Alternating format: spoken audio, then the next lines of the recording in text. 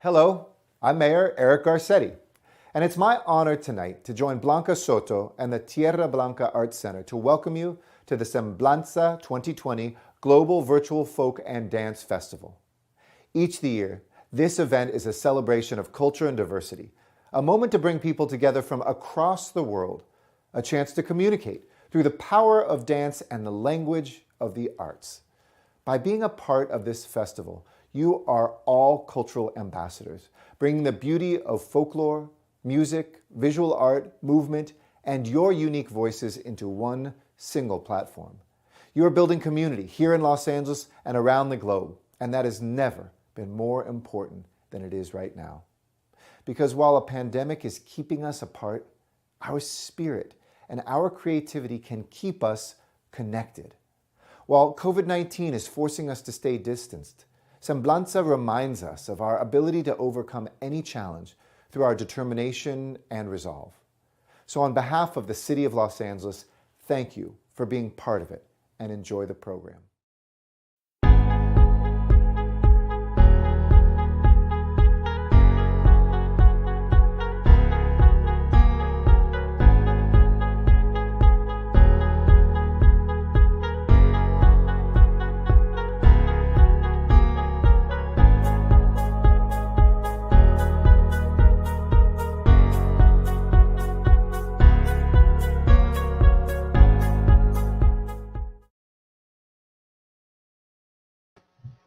Pues muy buenas tardes. Good afternoon, everybody. Welcome to Semblanza, our virtual cultural home.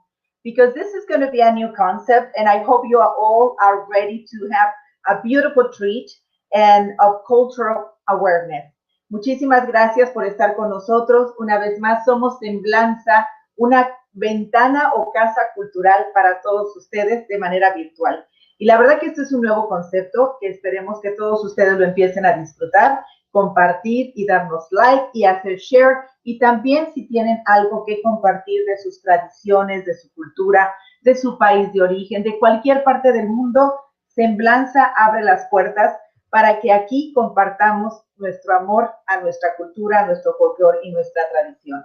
So I hope everybody join us and please share, spread the word. Let everybody know that if you would love to share with us, you know, your culture, tradition, folk, art, anything that has to do with your identity and who you are, where you come from, please send us an inbox and we'll be so happy to share with our fans and friends from Semblanza. So thank you so much for being with us. So today is 12, it's the 12th of December.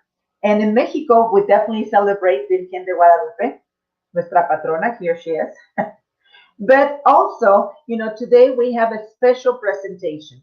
We got a great Zoom meeting with the people from Germany, and they share with us a wonderful tradition that I think a lot of you are going to feel very familiar with some of the concepts, you know, because they have good and evil, and always the human, you know, the human being is like in this division of two, who should I go with the bad or with the good, and then they fight, and then of course hopefully the good will always win. So de verdad que estamos muy contentos porque tuvimos una conversación maravillosa con los miembros de la comunidad de Alemania, y ellos compartieron por medio de una junta virtual que tuvimos por Zoom sus tradiciones, y sé que van a encontrar muchas similitudes, van a encontrar muchas cosas lindas que se parecen, porque en todas nuestras culturas, definitivamente en estos tiempos es tiempo de reflexión, de que si estoy bien, de que si estoy mal, que te llame el diablito, que te llame el angelito, y bueno, el ser humano en esta disyuntiva, ¿no? De entender y de tomar el libre albedrío, la decisión correcta. So, I hope you enjoy it. Please grab your coffee, grab your hot chocolate, and get ready to enjoy this beautiful tradition. I'm going to share with all of you, and please let me ask everybody to, this is the time to share your video, tell people to come and join us so they won't miss this great presentation. So everybody will come and join us. I'm trying to share with everybody the video, and believe me, we do it with a lot of love and a lot of greatness. Also, we're going to have further down the road more presentations of different countries. So stay tuned. Become a member here and or put like in our Facebook page here in Semblanza. You also can follow us on Instagram. So we have different programs, and one of them is this one. So I think we're pretty much ready. Let me check if we have the share screen. So please get together, get ready, and let's enjoy this beautiful, beautiful presentation. And so, one second, let me do the share screen for all of you.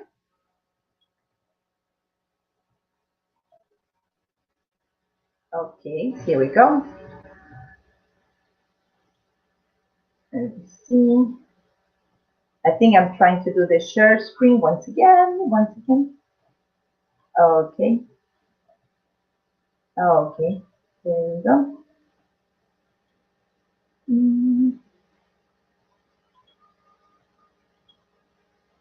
Okay, so here we are. I hope everybody's ready. And we go.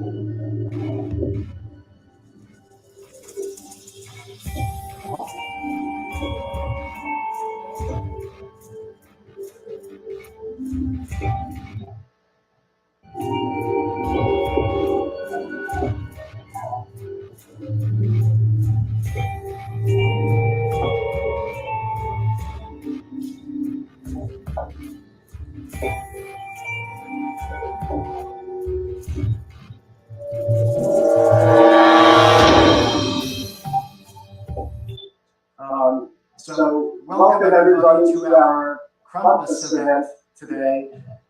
We have a number of German groups represented. I am with the Gemütlichen Schublattler, part of the Phoenix Club in Anaheim, California. And the other members from our group that are here today are Rob Gunnerman and Mary Williams, Adam Herrick, who are dance instructors for the group. We've got Hannah and Hans Habereiter. Hannah and Hans are sort of our historian, cultural stewards, and you should all know that our Krampus masks were donated to the group by Hannah and Hans. And then we're very fortunate to have some additional folks from other German groups in California. We're very lucky to have Marcus Geisler with us. He's from the Alvin Censorship Club in Sacramento, California, representing St. Nicholas.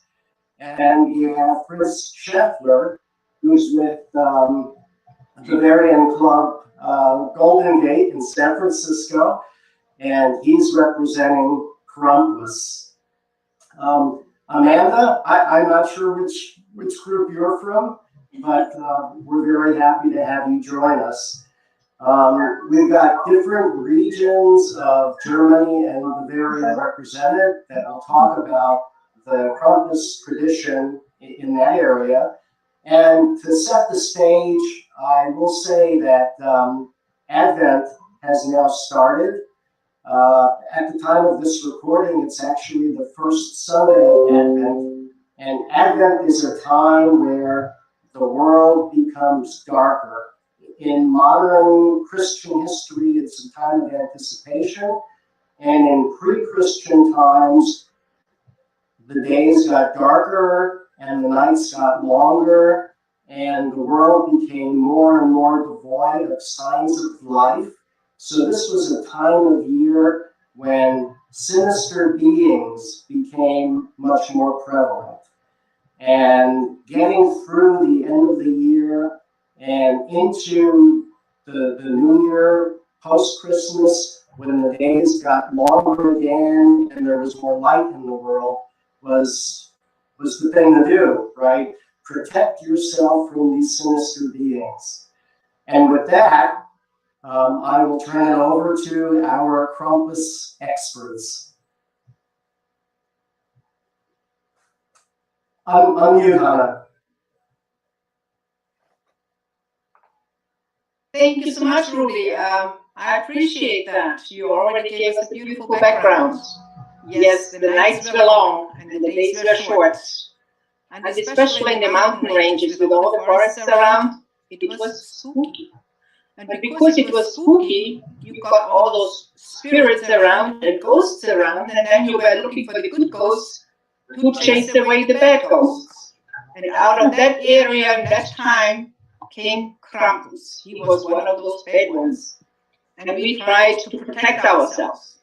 And that's where that comes from. So he's coming from the mountains, from the forests, from the woods, and we were always afraid of him. Even today, in our traditions, the young girls don't want to be on the street because on the 5th of December, you don't want to be on the street because here comes the Krampus with his switch, and he beats you over the legs, and it tickles, but not very nicely. It burns. So usually girls stay at home unless you are in big groups on the ice skating rinks, and here comes the Krampus. Then it's a lot of fun, but still it bites on your legs when you're dancing on the ice and the Krampus is coming. So just be careful and stay off the street or deal with it. What was the reason that Krampus did that? Now, if you were naughty, then you were punished. Also, when you are naughty, you were thrown into the basket of the St. Nicholas. So you better be nice and behave and do everything the way the mother says or father says. Be obedient, be tidy, keep your room picked up. Otherwise, here comes Krampus and punishes you. So, and from Krampus comes then, in the better times, the Catholics could not really control the Krampus anymore. So they came up with a good idea of joining the Krampus with St. Nicholas. Where is St. Nicholas coming from? St. Nicholas is coming from Smyrna. Today, Smyrna is called Izmir, Turkey. He got on his boat, took his friends with him with all the fruit and goodies, and came from Smyrna to Amsterdam. And there he came out of his boat, went to St. Nicholas Church in Amsterdam, and then had a big parade and was welcomed by the people, and especially by the kids. Why? He was known to mainly bring all the goodies for the poor little kids who did not have enough to eat. And that's why he got the friend, the Zwarte Piet, with him. Zwarte Piet is the African male who came with him and supported him because in Africa you had fruit in winter time. But the only place where you could get fruit was in Africa because it was warm. Amsterdam and Europe was cold. So you have the Zwarte Piet as a helper, as an assistant to St. Nicholas. So in Holland you have the Zwarte Piet. In Europe you have the Knecht Ruprecht and the Krampus in the south. The Krampus is mainly represented in the Austrian region. Austrian region, which was the previous empire of Austria-Hungary. So that region that comes from the Danube, part of Bavaria, and to the east, Hungary, Slovakia, Czechoslovakia, Italy. That's where you have Krampus. And so from region to region, it is different. But everything has its background, its history, and its purpose. So on that note, I would like to introduce St. Nicholas. Well, good afternoon, everyone. I'm St. Nicholas, and as Hannah so very nicely told my story, when I left Turkey, and Turkey was Christian at the time, but before it was taken over by Muslim groups coming from the east, that's right around the time that I was able then to leave and go to today's Netherlands, Amsterdam, and then from there on, I went on to the United States and spread the news of St. Nicholas giving presents to the good children. And we still do that today. In fact, I recognize most of you, not all of you, interestingly, but I recognize most of you as some of the good children. But of course, whenever I travel around different parts of Europe or the United States, I have different helpers, as Hannah said.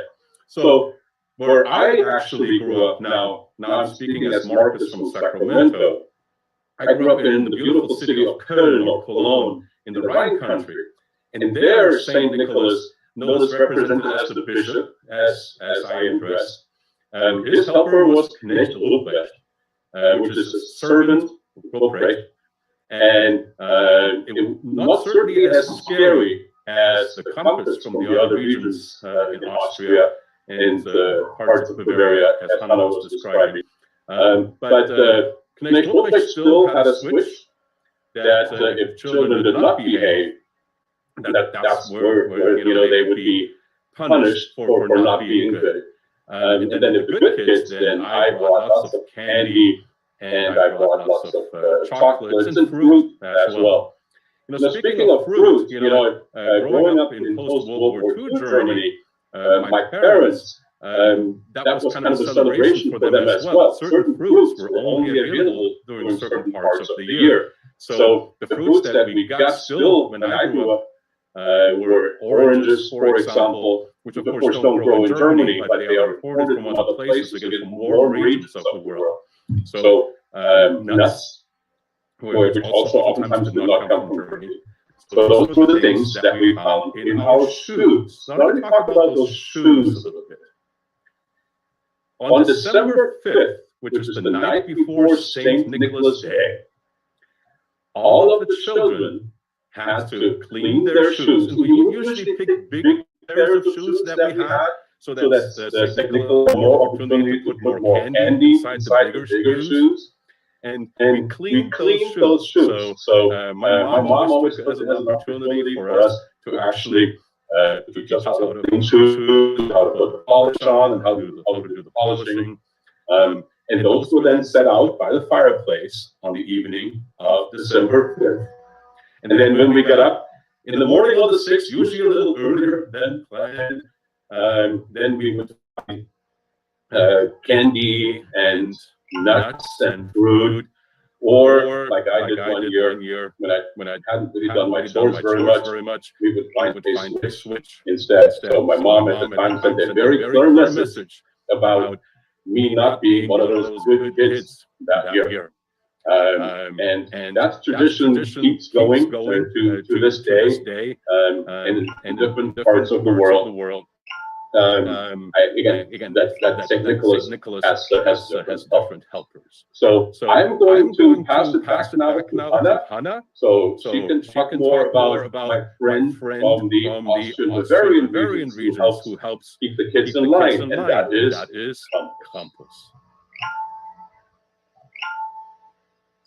Thank you very much, St. Nikolaus. Thank you very much. Now let's go to a different region, that is Berchtesgaden, and let Hans tell his story of the Krampus in Berchtesgaden, or the Puttenmandel. Thank you, Hannah. In Berchtesgaden, which is the very southeastern part of Bavaria, the tradition was there was different. There was no Krampus, but there was what they call Puttenmandel, men of straw, basically. And they also were signs of spirits that would come in the night and visit the homes of children, and they would then take the bad children and take them out and roll them in the snow. And the tradition goes back to pre-Christian times. And again, this was the dark ages, the quiet time, after November 25th, St. Catherine's Day, when all dancing stopped, all revelry stopped in anticipation of Christmas, the birth of Christ. It was also the time of the dark days, since there, as Hannah had said earlier, it was the day, and it was cold, and the spirits of the dark would be more prevalent. People would hang garlic and other herbs on their doorsteps to keep the evil spirits out. And one of these traditions, again, was the Buttenmandel. And I'm going to take my hat off so I can put a backdrop on. And basically what happens is that they will go from house to house, and in Christian times, the St. Nicolaus would accompany the Buttenmandel to keep them in check, to make sure that they didn't take the children and throw them in the river or the lake. And I have a short film of what they look like, and I'll bring that up here, and I'm going to share my screen, and so you can see it. And gosh, where is it now? Share. And you can see the children running. You can see the little Krampai, the Krampel. Those are the ones that had accompanied the Buttenmandel. You saw St. Nicholas in the front with an image of an angel accompanying him, who would bring the gifts. These people were usually young men in their 16 to 20 year range, and they had large bells on the back, as you could see, to make a lot of noise, to let everyone know that they were on their way. Oh, I guess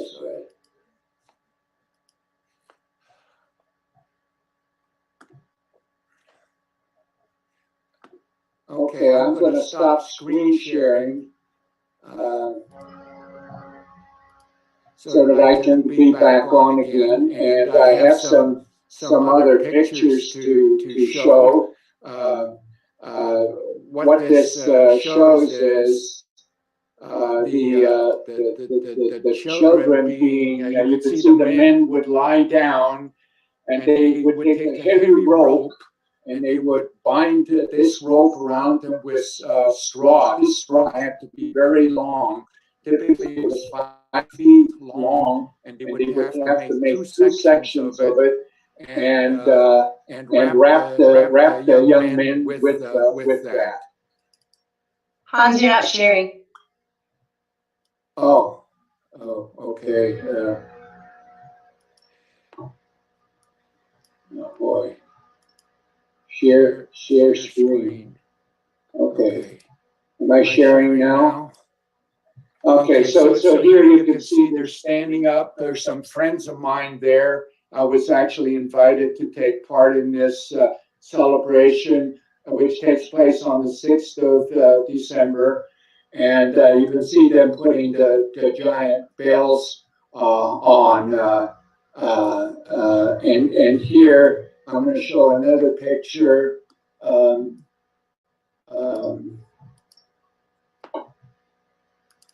That shows as they are getting ready to leave to make their rounds to the various homes of the farmers of the area to show their and to discuss with them, with the people, all the things the good things that the children did, and also the bad things that some of the children might have done. And there you can see I'm in one of the homes with the young children, and you can see Saint Nicholas in the front reading from his golden book to the children and the families. And you can see that some of the boys in the background are a little nervous and anxious because they're probably not sure whether they were good or whether they were bad. My other outfit was in the laundry that day. That white and in those times, you also there's a lot of music that was played. And you can see here, just before the Butenmandel would come and visit the homes. Now, if there were teenage girls in modern times in those homes, the Butenmandel would still take them, throw them into the snow. That's part of the tradition. And the girls were, if they weren't chosen to be thrown in the snow, then they were a little bit sad because usually their boyfriends would make sure that they get thrown in the snow. And this is a tradition that still takes place today, every year on the 6th of December, and it is one of the traditions of Christmas that again is different. It's different from region to region, but it just shows you the diversity of how Christmas is celebrated. Back to you, Hannah. Thank you, Hans. That was very nice to share those pictures with us. That was really interesting. Yeah, what I wanted to say also is the Nikolaus, is the Krampus. Thank you very much. But in Austria, we are celebrating Christmas with the Christ child. So Nikolaus is here only on the 6th of December. That's when we in Austria, in Bavaria, have Christmas, St. Nikolaus. It's called Nikolaustag. On Christmas, in our area, we are celebrating Christmas on the 24th in the evening. So that means the parents and uncle and aunts are going with the little ones to the Christkindl market. So the kids are out of the house. And then the kids get big eyes in those Christkindl markets when all they see, all the gifts and toys and the last ideas are coming, whatever you want to wish. Hopefully, if you were a good child, you might have written a letter to the Christkindl. Because the Christkindl has a Christkindl Postamt. There's a post office, especially for the Christ child. And it says Christkindl. Postamt, Christkind. In Austria, it's in Styria. I know there's one in Germany, I just don't know where, but I know there's another one over there in Germany as well. So children are sitting down and writing their wish lists and sending it to the Christkind. And then they get an answer. If they get all the gifts, we do not know. Sometimes they do, sometimes they don't. But that is the nice idea behind it. While the parents are busy to setting up the room and the house and the food and the tree. In our area, the Christmas tree is set up on the 24th of December behind a locked door because the tree is coming from the Christkindl, not from Santa Claus. So you have to be busy. And when the children come, then they are getting washed and cleaned up and they sit at the table, and of course they are itching because they want to know what is behind that closed door. And I would like to open that door, I would like to look behind that door, and they are noisy and quenging because they want to know what is behind that door. And impatient, of course, and the smaller they are, the more impatient they are. And then on top of everything else, they usually have to sing a song or say a little poem. Finally, there is a tiny little bell, and the Christkindl just flew out of the window. And now the miracle starts. All of a sudden, the door is unlocked. the light comes on and the kids see all the presents and the beautiful Christmas tree. So that's the way how we have the 24th of December. Santa Claus is coming on the 25th through the chimney, so that is the different tradition. We in Austria, we have it that way, the Christkind, the Christ child. So very interesting that you would talk about it like that, Hannah, because in the Rhine country too, same thing. We were not permitted to go into the family room in the afternoon of the 24th, really for most of the day. And they would sneak us out so that we could go to the 4 o'clock children's mass, which usually, lasted a little bit longer because the church was just completely full. And then we would be home around 5:30, we would get home, and we could usually kind of see the lights of the Christmas tree when we were walking up the door, because it was in the window. But then, it was beautifully lit up Christmas tree, and the nativity scene that my grandfather built, and that's always his project, set up under the tree, and we would have that entire joy of that on the 24th in the evening. So we did have to kind of bring us through that dark time every day, an Advent calendar that started on December 1st, and there was a piece of candy in the calendar every day, so we could have a little bit of something to kind of get us ready for it. But nothing was like that beautiful set of lights and decorations of Christmas Eve. I remember that very much to this day. One of the traditions that we had actually tied St. Nicholas and Christmas together. And we too would put our polished shoes out, but we included in the shoes a Christmas list, our wish list. And one of the telling clues as to whether we were very good or just good enough to avoid Krampus was whether the Christmas letter was gone the next morning. All right, so we put it out the night before, and if the letter was gone, then we were sure that St. Nicholas was going to bring it to the Christkind, and there was hope for Christmas. But the threat of Krampus was ever present, and I would like to hear from Krampus. What does he actually do with the kids that are bad?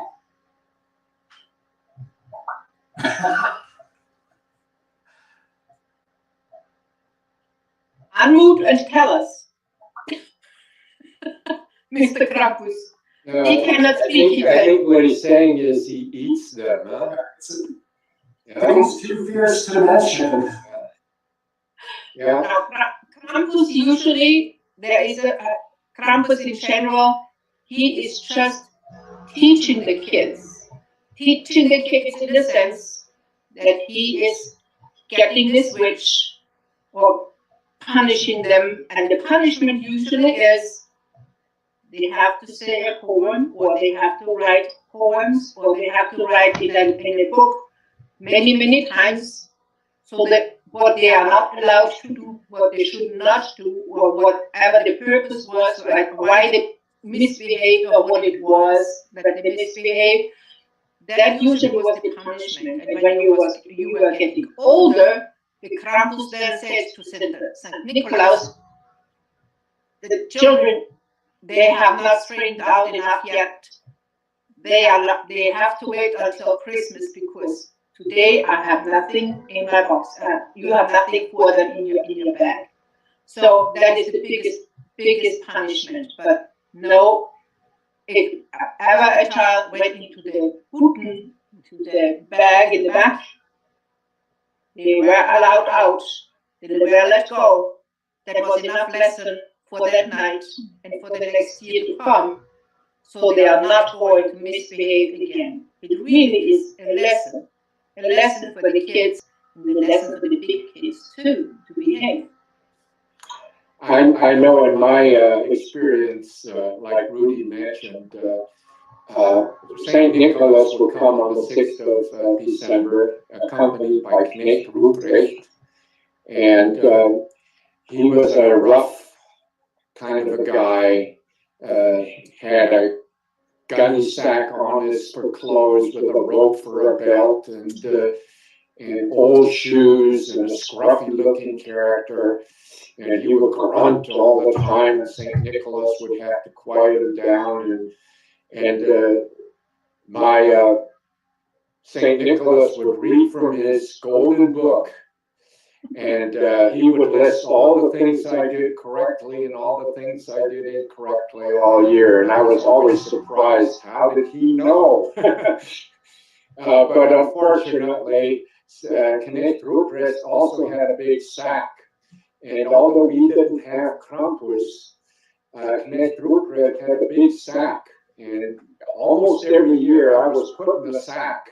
And Krampus would say, I'm going to throw him in the river. And my mother would plead with St. Nicholas to give me one more chance and one more chance. And again, when Christmas Eve came, we would put our shoes out.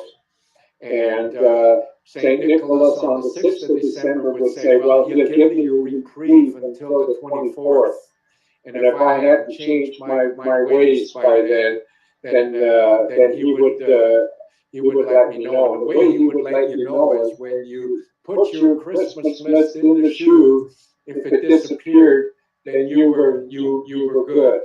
You took care of all your negative side. But if there was a piece of coal in there, then you weren't going to get any presents. That's why I don't remember you, Hutz. I think that's probably why. Yeah, probably. Because I was in the sack almost every year, and sometimes I was even taken downstairs. We lived on the 3rd floor, and I was taken downstairs, but my mother would always find a way to give me a reprieve and to give me another chance. Hey Hans, I don't like the way Krampus is looking at you. He probably still thinks I have mended my ways very well, right? He might come and get me, who knows? Oh, I'll be good, I'll be good. So I have a question for Mary Lee and for Adam. You two, you are special folks, and Rob too, but you two always have been here when we started with our Krampus play. Our Krampus play started in 2014, and you always have participated. You were always part of it. And we really appreciate that, and we really love it, and we thank you so much for taking to our culture, to our history, and to support this culture so much. Thank you very much, you guys. Yeah, it's a lot of fun, and it's such a great way to get to show other people, just like kind of this venue right now, we get to show other people our culture and tradition, but just a nice way to keep it alive and share it with others. None of us are actors except for our director, our person who started the play in our group, but it's always a lot of fun, and we have a good time. We have, I think both Rob and Adam, you guys got to be villains of the story a couple times. Yes. But it was a good time. Can someone explain what the Krampus play is for the audience? The Krampus play, we tried to make a play around it. So we have a complete story for Christmas time, for the Advent season. At the very same time, we have I don't know. This is one Krampus. I don't have all here. That's the other Krampus. So those are the two faces we have. Can see. Shall I go back a little bit? So those are the two Krampus, and then we have a little witch too. And because we are living in the forest, in the wood, so we have the play that it is a little pub out in the woods, and the Krampus is coming all of a sudden and taking away one of the girls. We don't know why, how come, and how he selected that one girl. And then all the others have to look and hunt for the girl, where the girl is, and then they have to dance around too, because they have to sacrifice and show and give to the Krampus a gift to please him, to let the girl go again. And then at the end, of course, the girl is coming back, and we even can convince the Krampus at the end to become a good Krampus and become partners. But none of that happens without the help of St. Nicholas. Of course, he brings the good side in all of us. He always has the good side in all of us, because he's the one who ties it all together at the end. Thank you very much. You are absolutely correct. Mr. Nicholas is our Santa Claus is always good. We have always a lot of fun, and we have different ones in our group. But the story is just, and if you look, we have our performances on our. Don't we have it on our YouTube channel? So you can look it up. We always have fun, and we always have good participation, and it really brings the Christmas season. It makes the Christmas season start with our. This year we have this as our start. And thank you very much for the opportunity to start this way. Well, I'll introduce myself. And you have no idea how honored I am to be sharing this beautiful and marvelous tradition with everybody here and people for other cultures like me. I'm from Mexico. You know, to understand we have so many similarities. Well, my name is Blanca Soto, and I'm the president and founder of the Blanca Art Center, who creates SEMBLANZA, which is a beautiful window, and now we're turning it into a virtual cultural window, where people can come and share their traditions, their culture, and it's definitely this beautiful tradition for Christmas. It's something that's going to be an eye-opening for a lot of us who don't understand where St. Nicholas comes from. You know, where all this beautiful tradition is. Of course, we take it and we here in the United States, and we, absorb different cultures. It's so beautiful to understand where it comes from. You know, and always it tells stories about our tradition. There's good, there's bad, and there's a human being who has to make the decision of behaving, right? And I think this is a beautiful story. The Krampus really is not really the bad guy. The bad guy is really to remind us to behave, to remind us for those ladies that are like to go out and disobedient their parents, you know, they have the consequences. Of the children don't behave, there are consequences. You know, maybe one of my questions will be for maybe Krampus or maybe St. Nicholas, someone can share that with you. When the children are taken, when the children get into, maybe Hans can remember what happened when he was taken because he wasn't behaving. Or maybe one of you can share with us what happened to the children. Will they come back home with a lesson, or what happened after they are taken? Well, let me answer that, because I have a personal experience. All the others were good kids. I was the bad kid all the time. I had my own mind, so to speak, and so when Saint Knecht Ruprecht put me in the sack, my mother would plead in our living quarters with Saint Nicholas to give me one more chance, and sometimes I would be let out of the sack right there. Saint Knecht Ruprecht used to switch on me quite a bit. And as a young kid, you know, I said, I will get better, but it seems like I probably, since I was put in the sack again the next year, I didn't get that much better. At other times, I was taken out downstairs, out of the house, and thrown into the snow. My mother would still trying to convince St. Nicholas not to throw me in the river, which was very close to where we lived. And it was a very fast-moving river. And in fact, in other times I swam in it and I nearly drowned a couple of times because I couldn't get back up. into the air. But it was pretty scary for children, and it taught a lesson. The whole purpose really is to teach a lesson that good always wins in the end. And that's the story when you look at St. Nicholas and Krampus. It's always that St. Nicholas is the mediating factor. There are good children, there are bad children. But if a child has signs of betterment, or says that that child is, I'm going to do better, I'm going to do things better, then you're let off and return to your house. Even if you were bad, nothing really happened to them, but they were scared.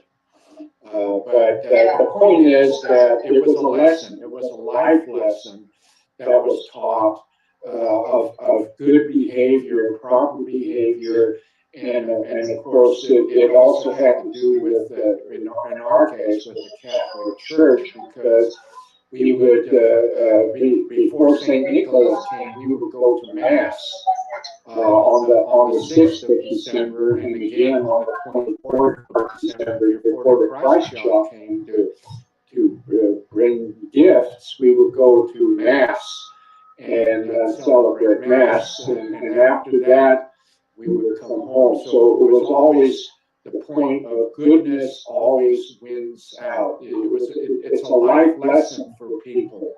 In the early days, pre-Christian days, it was the adults were scared because they felt that these spirits, the Krampus, really existed, and they would hear wolves in the woods and noises in the woods in the dark, and they would think this is the Krampus, they're coming.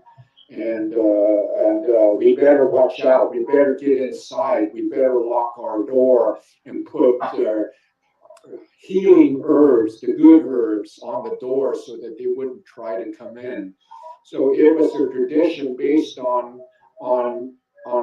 ancient beliefs that has changed with time to reflect basically what we consider good Christian beliefs today. The history goes back to the late 3rd and 4th centuries. So this was quite some time ago. So this legend and this admiration of the St. Nicholas and the development of the Krampus and the 12 Peaks and the Knick has developed over, at this point in time, 16th, 17th centuries. What I find so beautiful and so, how do you say, in a way, very, very kind, what St. Nicholas will bring to the children, which is, candy, chocolate, and fruits, which is something that, that really doesn't have the because a lot of children probably nowadays, they will ask for the latest iPhone, the latest iPad, but to put the value and something so simple and so rich at the same time that will feed your soul and your body. But it's mostly the main message is to tell the children this is more valuable because it's really what it is. It's a sign that you were good. It's not a sign that, oh, I'm going to buy you the expensive gift or I'm going to bring you the expensive toy. Just to show that this is a return of your well-behaved, through the whole year, that you were good. So I want to ask either or whoever would like to answer, is this Saint Nicholas is the same for a lot of children might be the same as Santa Claus, or is it different? Yes, it is the same. It is the same. It is the same. It is just you pronounce it different.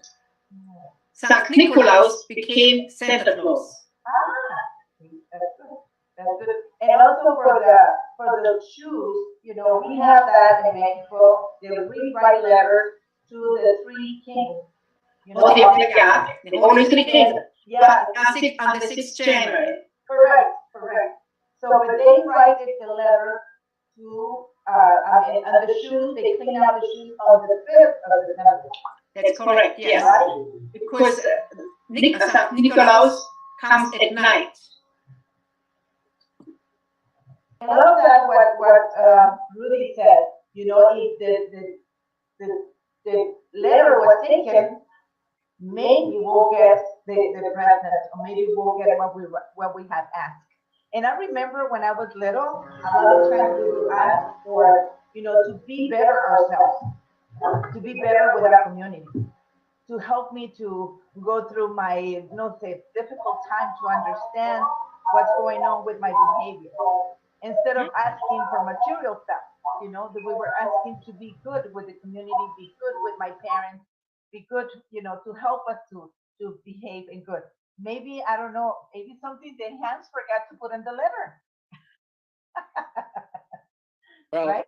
well, you mentioned the 6th of January, and even in Europe, the Christmas season starts after St. Catherine's Day, which is the 25th of November.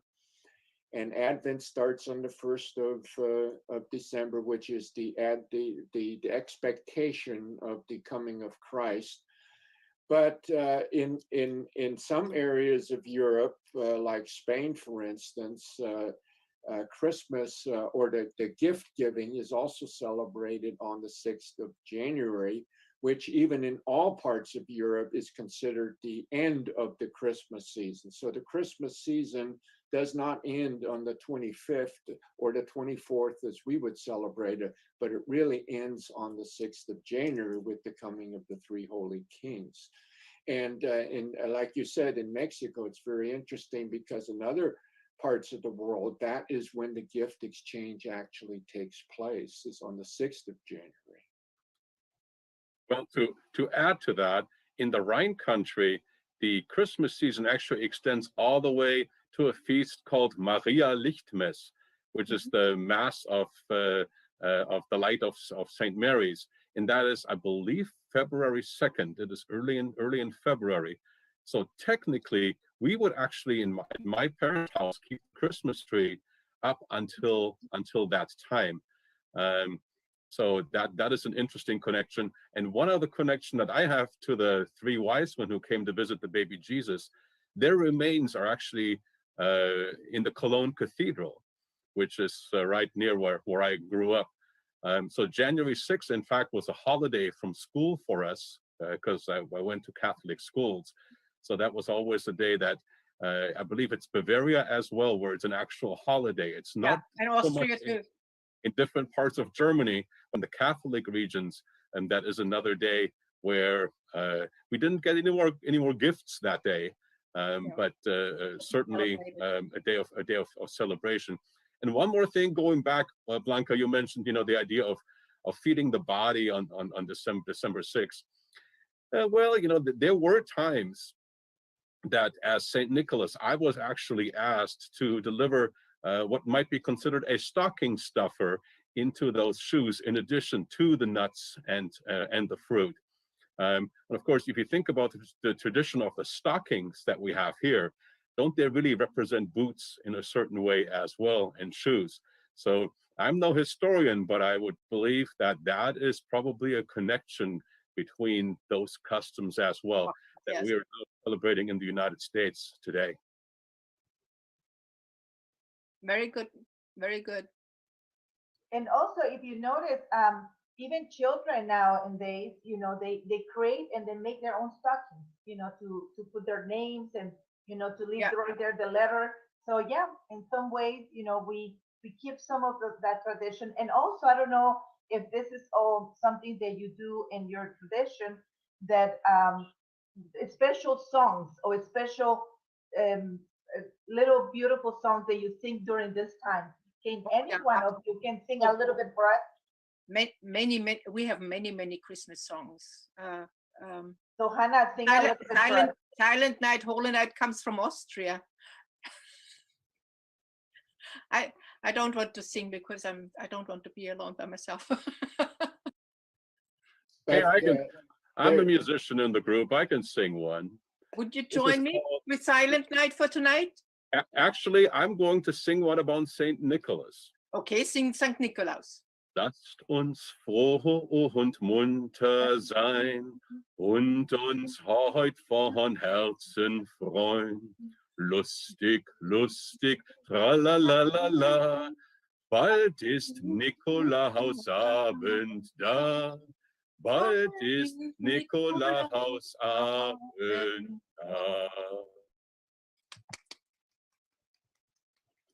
One of the things that Hannah mentioned when you mentioned Blanca Christmas songs, the most famous Christmas song, of course, is Silent Night. And it comes from a little village of Oberdorf in Austria, which is on the Inn River. And it was composed, the words were composed by, I've forgotten the names now of the people, but by two people. One wrote the music, his name was Gruber, and the other one was a deacon. So he was a helper priest. And he wrote the words. It was a poem first. And this deacon priest was not very healthy. He got the really bad jobs of having to go at night in the evening to visit the sick people.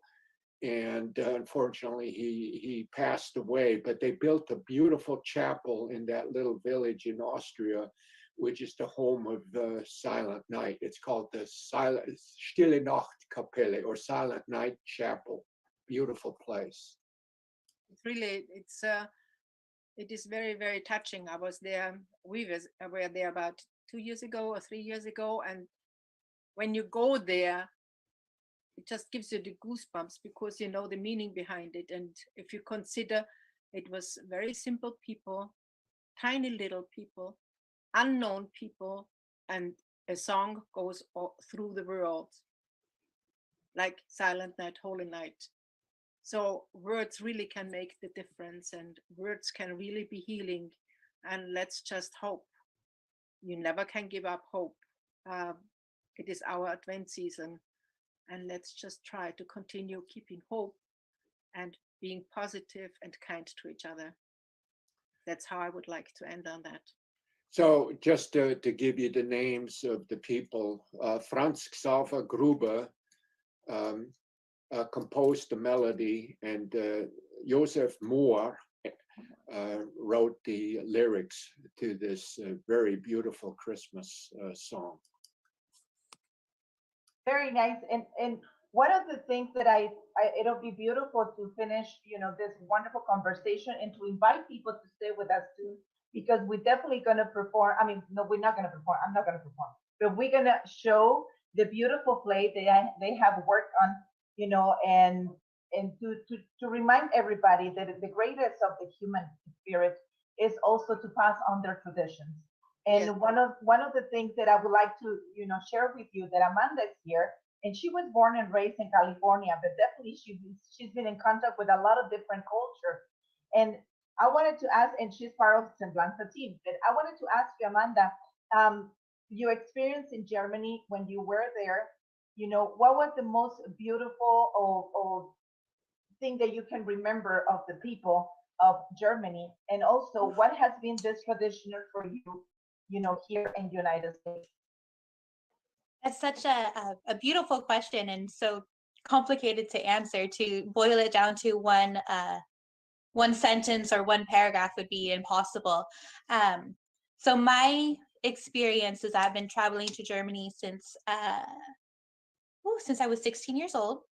I am now 28, and I try to go at least once a year, but with time and travel and finances, it's been a couple of years since I've been back what I consider home, because I always leave parts of my heart definitely in Germany.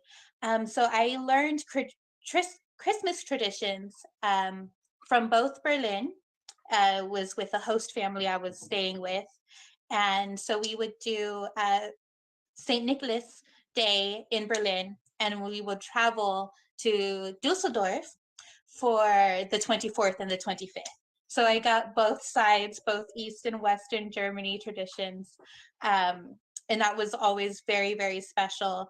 But my favorite aspect of that, and what makes my heart ache every single time I miss Christmas over there is visiting the Weihnachtsmarkts, the Christmas villages.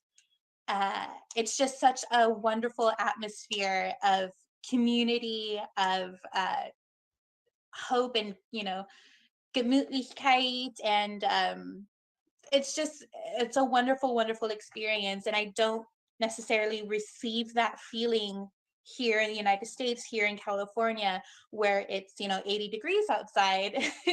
I don't get to bundle up in my coats and walk in the snow with a little mug of Glühwein. Those are with friends, with families, seeing the little kids have snow fights. And I also went to university in Tübingen, where we have a chocolate themed Weihnachtsmarkt. So just a whole massive city block dedicated to chocolate was like the best thing ever. Hot chocolate statues, chocolate candles, anything and everything chocolate. So yes, those are the very things that I miss. And the Dusseldorf or Cologne traditions, visiting the Cologne Weihnachtsmarkt was such a joyous and wondrous experience, because it's probably the most famous Weihnachtsmarkt in Germany.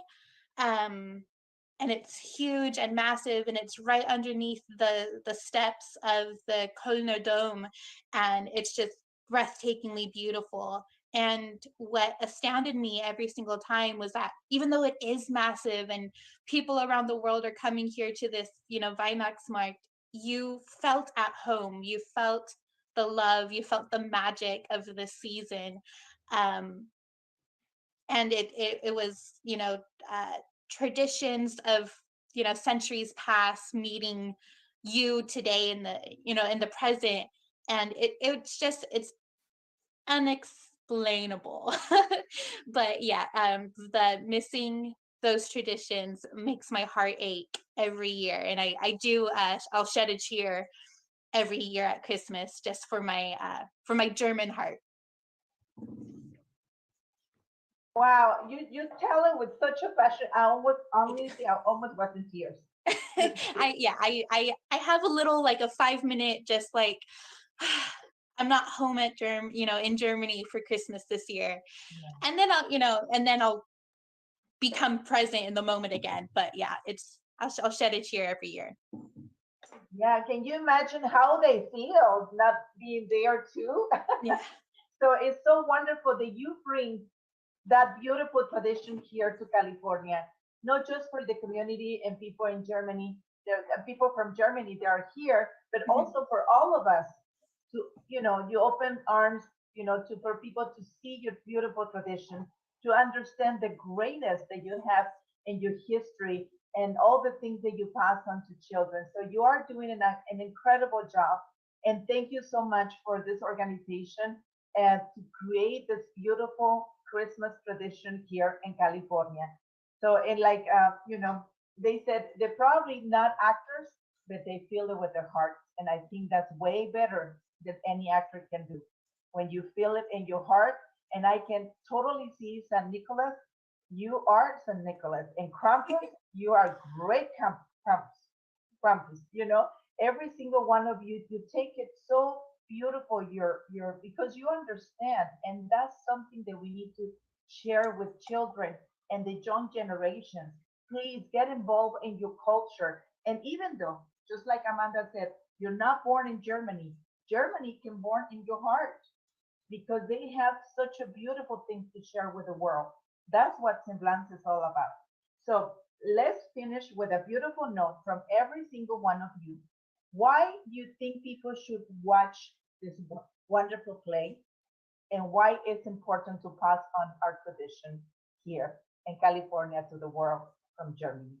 So let's go first with our beautiful couple that we have here. Sorry, I don't have my glasses. So Ms. William.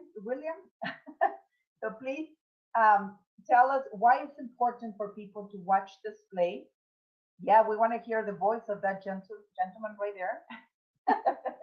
and why it's important to pass on the tradition. And we go with everybody, and I would love for everybody to invite them to stay at the end because we're going to ask Nicholas to sing Silent Night if he can, please.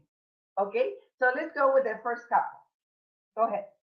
Our performance is great to watch just because we have a wide range of people from different ages and backgrounds and what it all means to them, and we all put our heart and soul into making a play to bring up the essence and spirit of it. Our plays they have a good message, and as you'll see in any one of them, they're lots of fun. We throw in some humor, and we all have a great time performing them with lots of laughs behind the stage and with rehearsals and everything like that. But it's fun to see. We don't have a whole lot, but we make a lot happen with what little we have as far as props and things like that. So if anything else, it's a fun thing to see devoted individuals with some humor and a good lesson of the spirit.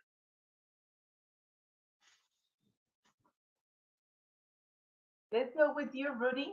Why do you think it's important to watch this play? Why people should watch it, and why it's important to pass on this beautiful tradition? It's a reminder of what Advent is. In this pre-Christmas time, we all need to be reminded as things get busy and people are hustling about.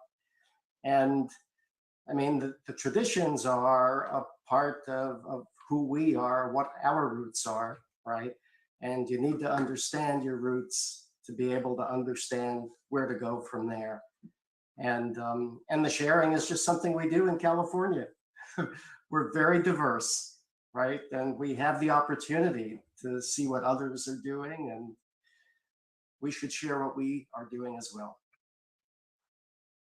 Very nice. So we go with Mr. Hans. Please share with us why this is important. People, please watch this play. Why? And why it's important to pass on our tradition.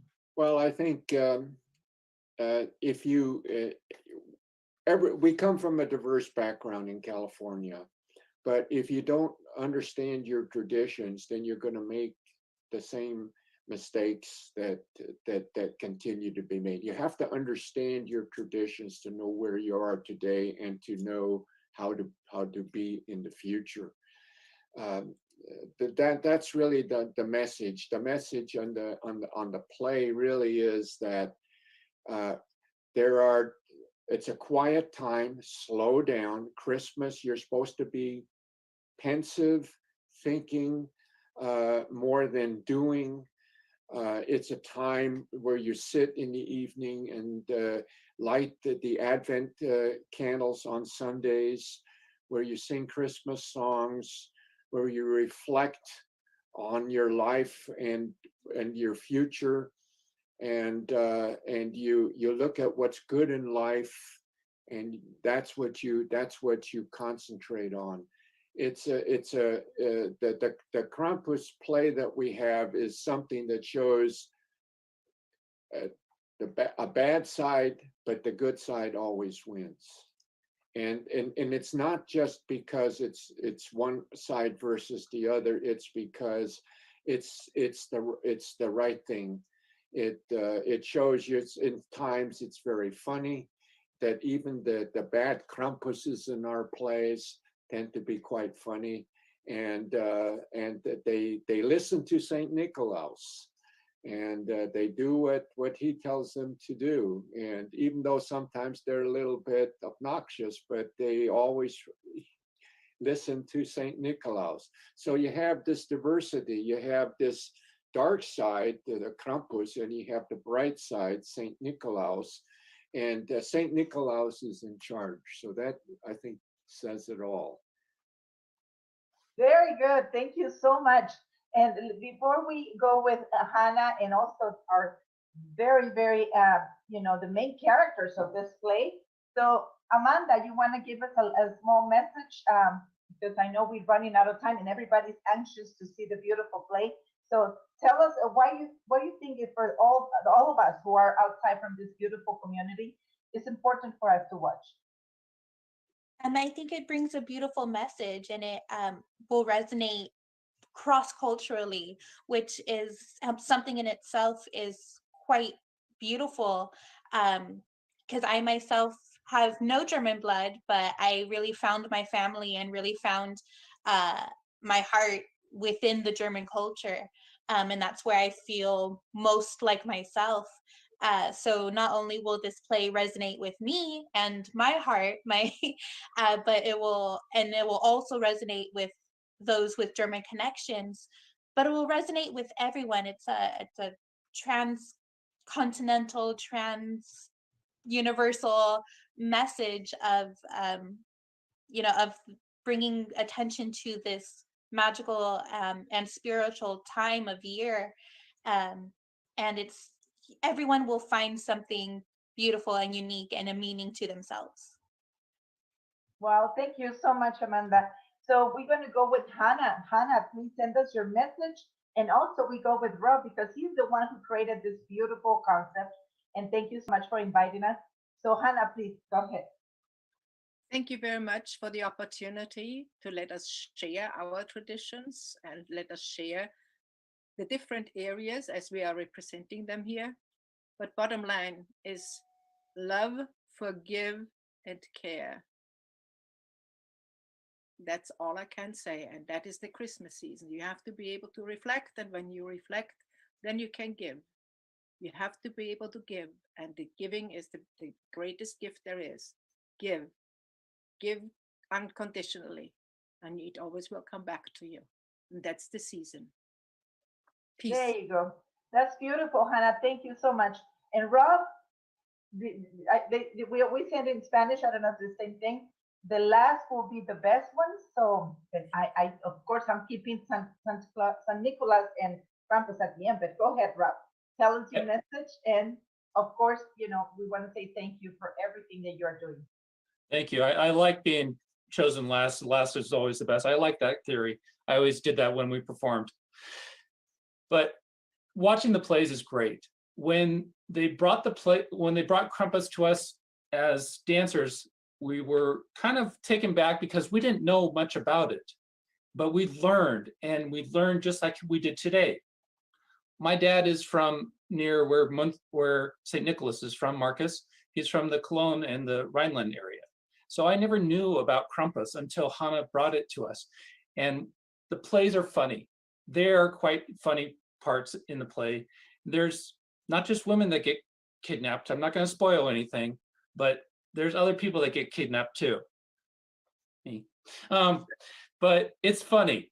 They're funny. They're great to watch, and it's tradition, and that's what you need to bring and keep in modern times and remind people this is what our culture is. Thanks, Blanca, for doing this. No, thank you very much. So I don't know if Mr. Krampus was going to say a word or no, but can you just show us your profile, your hands, so people know what they will see if they're not behaving? There you go. Very nice. So oh my God, you're definitely someone you don't want to meet. But thank you for being with us. And St. Nicholas, so please tell us a few last thoughts. And also, we're going to ask you if we all silent our microphones to sing for all of us and all the children and everybody, to start with a beautiful spirit of the season with the Silent Night. So please. Thank you. Well, one of the things that I think that people who go to the play will remember, that sometimes it's good for children to hear lessons, not just from their parents, but from other people who are either their teachers or who may be cultural or religious characters, to kind of remind them of the things that are supposed to be good and how they're supposed to be good.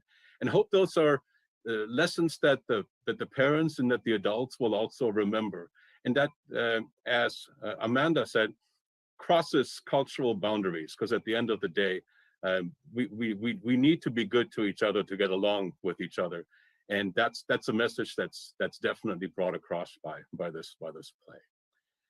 And if you'll join me, one of the beautiful things about Silent Night, I'll sing it in German, but it has been translated into many, many different languages.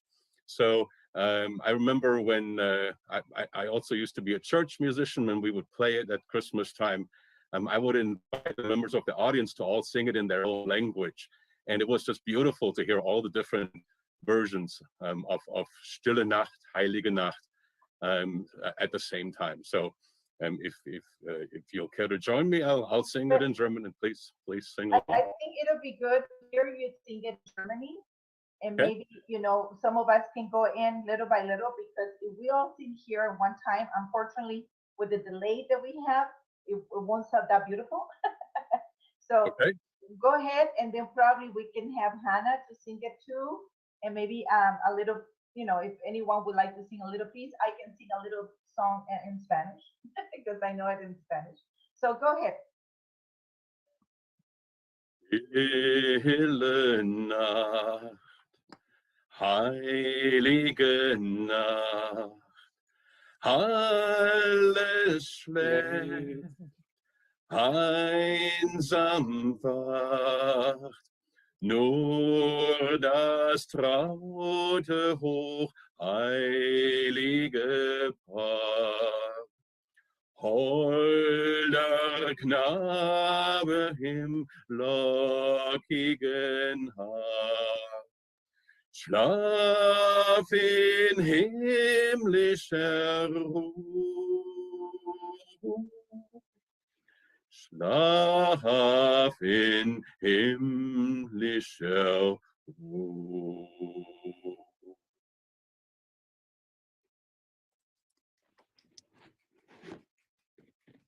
Hannah, bravo. You would like to sing a little bit for us, Hannah, in English? No, thank you. Beautiful. I think with that, you know, we would like to invite every single one of you, please turn off your phones, silence everything, get you hot chocolate, and ready to enjoy this beautiful play. Can you please tell us, Rob, who was the director, and also what year are we going to watch, and also to people to know where to find you guys and how to follow you and how to make sure they still get connected after all this beautiful tradition and time with this beautiful culture. Go ahead. No problem. The plays that you're about to watch tonight are from 2017 and also last year, 2019. Our director who came up with the idea, well, Hannah and Lisa Hauptmann was our director and our main Krampus advisor of this entire play. Hannah and Lisa are Krampus gurus, basically. And they basically put together these plays, and they're great. So enjoy. So before we leave, and we want to say thank you to every single one of you, and thank you for everybody who's watching. And also, please share this beautiful video and share this beautiful tradition. How would you say, I don't know if you said Merry Christmas or in Germany, can you help us? And everybody, now we can turn off our mics and say to take it away, but in Germany, how do you say Merry Christmas? Go ahead, Hannah, please help us to guide us. Frohe Weihnachten. Frohe Weihnachten. Frohe Weihnachten. Fröhliche Weihnachten. Frohe Weihnachten. Frohe Weihnachten. Frohe Weihnachten. Okay, so everybody, can we say it one more time? We say? Frohe Frohe Weihnachten. Thank you so much for the opportunity.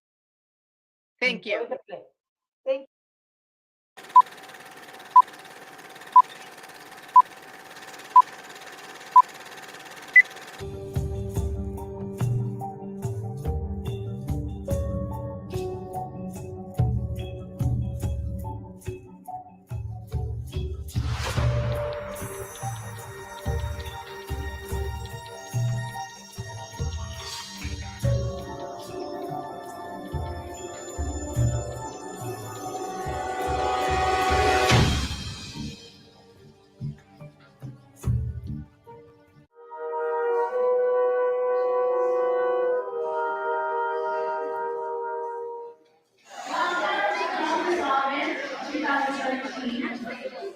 And let's see all your faces out there in the whole house tonight. We appreciate you coming out for us so much. We hope some of you have come back from the previous years. We've been doing this for 3 years now, and this will be our 3rd year. And I written reading the script each time, so I hope you all like it and be surprised each time. And there's something new and exciting with each show. You'll notice that this year's script is definitely a little bit different, so you're in for some fun. Also, an exciting thing this year, you notice I'm not standing in front of a microphone. I have a microphone taped to my face. I know, right? So, thank you so much for all the donations that you've given in the past when you came out to see us. That's allowing us to, get higher tech every year. And also a big thank you to your Schwarza who got us an amazing deal on the National Americans. Yay. So with that, we're gonna go ahead and start the show.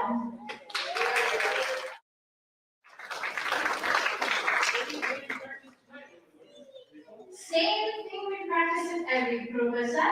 Drink, drink, drink, spin, spin, spin. The ladies are really improving, but we need to make sure that we're ready for our performance at the mid-molar lineup mark this year.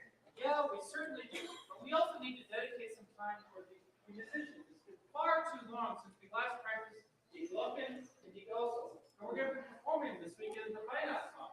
On the spot, tonight is our last chance to make sure we're ready. Abend. I thought you two might like to try to prove our first batch of lager beer. Dankeschön, Heidi. We're so grateful to you for letting us use your establishment for our Schullager practices ever since Johann's barn burnt down. It is no problem. Business is booming on weeknights now. Everyone loves to come and watch the Schullaters dance while waiting for their drinks. You may practice here as long as you like. Thank you.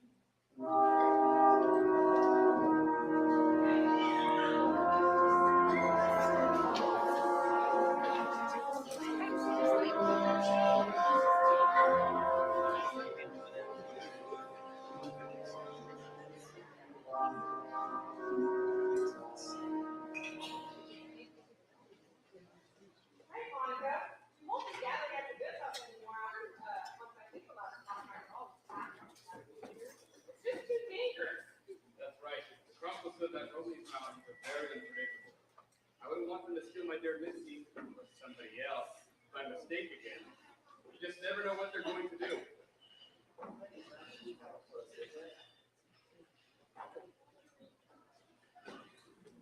Hello, Chancellor. Let's get started with practice. Guten Abend. It's so good to see you. Everybody's so excited for the Weihnachtsmarkt. Everyone except for Christian. He's a little nervous for his first performance after joining the group at the fall festival. Oh, don't worry, Christian. We'll make sure you look great out there. As usual, we don't have our accordion player yet. So, in the meantime, we do need to practice the Glocken. Heidi, take it please.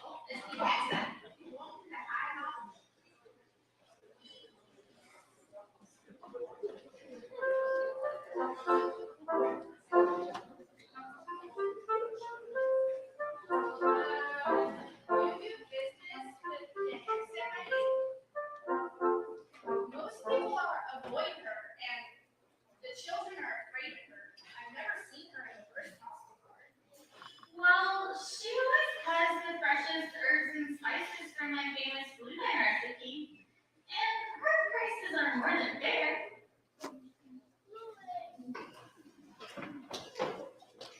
That was odd. A sudden thunderstorm on our way over here. Huh. Well. Curtain on loose. Late again as usual. They're all around. Kurt, where have you been? Well, in short ago, yesterday Clark flew and couldn't let them go to waste. How typical.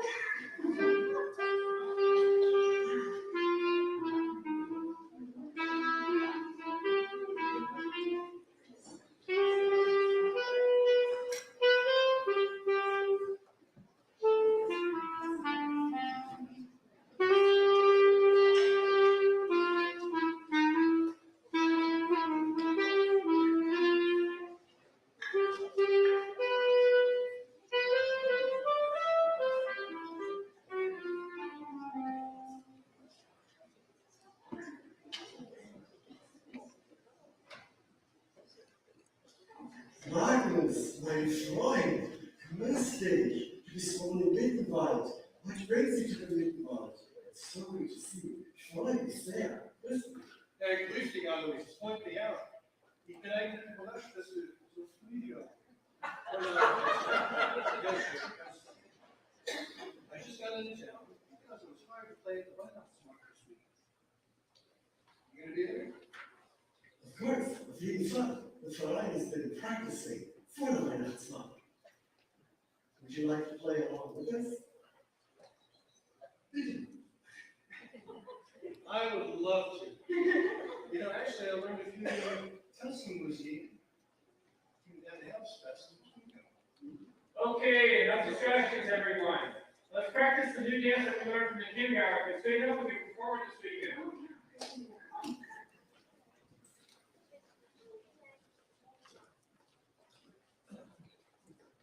Make sure you keep your arms nice and wide for the turns.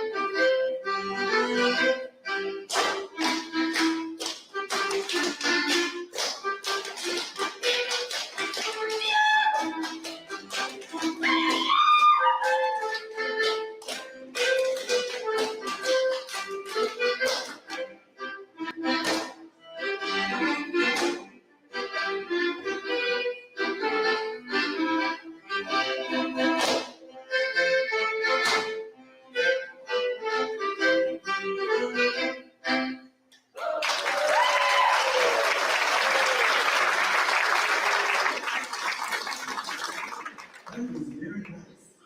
Yeah, sure. I think you should definitely perform that one line up front. And what about that chapter that Franz came with up about a month ago? I think that I have a melody for that. Why don't Marcus, you can follow along. It's a very good musician. So let's try. Good idea. Okay.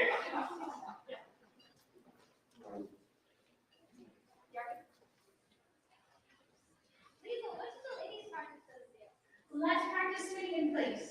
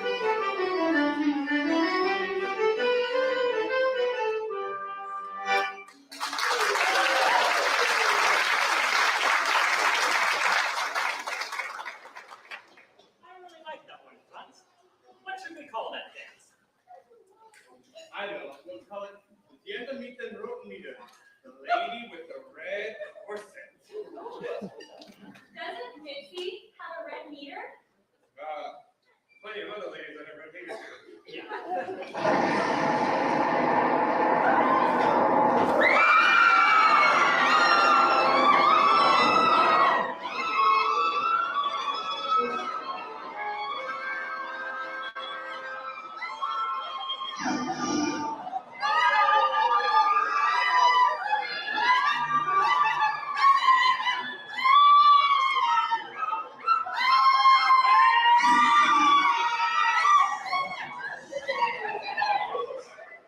Not again. I can't believe the Krampus that came in here during Butler program, and they stole my new gospel. Oh, yes, and they took our fourth butler too. Oh, that's oh, terrible. How will we ever be ready for the final performance? Well, I certainly don't feel like dancing anymore. How could we perform after such a tragedy? This just doesn't make any sense. Maybe they took Seth because they couldn't get any of the model, and they didn't want to leave empty-handed? No, this must be sabotage. Someone does not want us to perform at the festival. Perhaps it's those shifty-eyed choosers from Greece.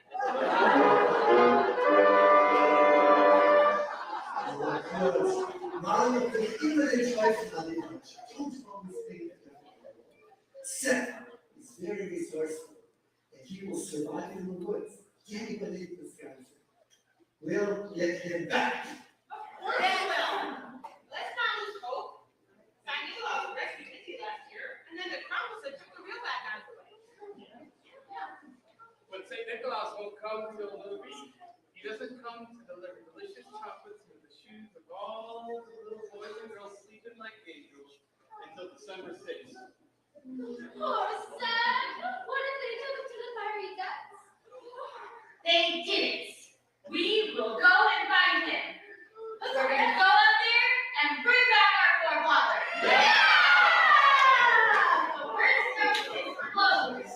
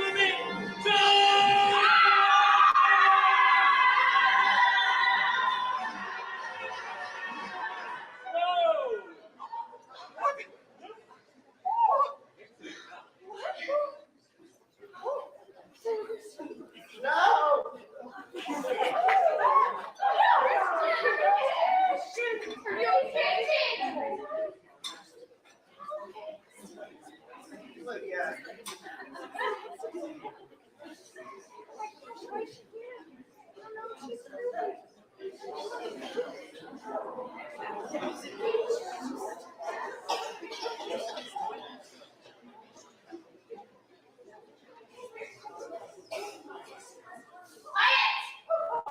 trying to tell us something. She knows where Zip is. And she can lead us to him. Now, wait a minute. I don't know if that's such a good idea. What if it's a trap? She's working for the Krampus, and isn't her shack near the outskirts of Prune? Don't be ridiculous. Why would they need a crippled old woman to help them? She knows the woods. I hear she speaks to the trees. And maybe they told her where we can find that.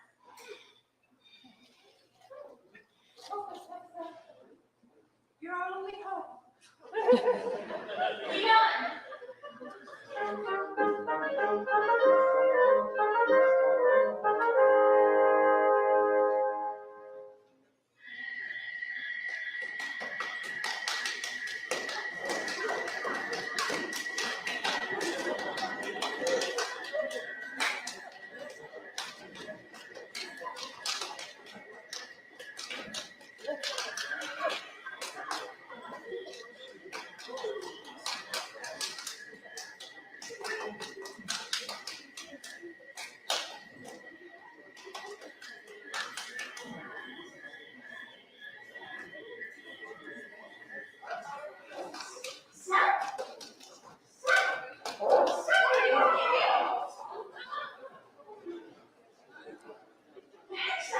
She must have seen your campfire as she flashed right to you. You seem to be having a good time. Oh, yeah, these guys are great. All they wanted to do was just learn the Schindler dance. Let me introduce you to Heckle and Schneckle. Good to meet you. Thank you. Proud. Excellent. See, Kurt.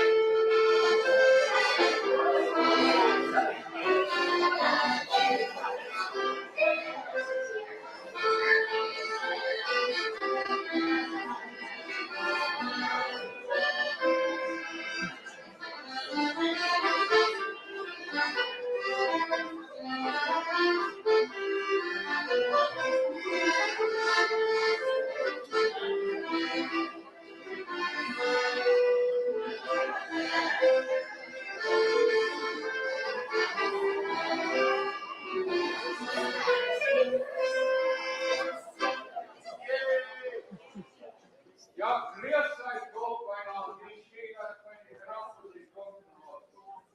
Greetings and blessings to all of you. I see you come by Krampus for me.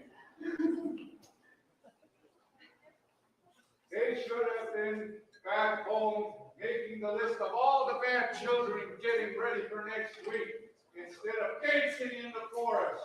They really are little devils. Some people found partners on their way home, and when he said Krampus they were missing, he said that he had seen him this very night and joined him on his search. So what do you say, everyone? Let's do a dance in their honor.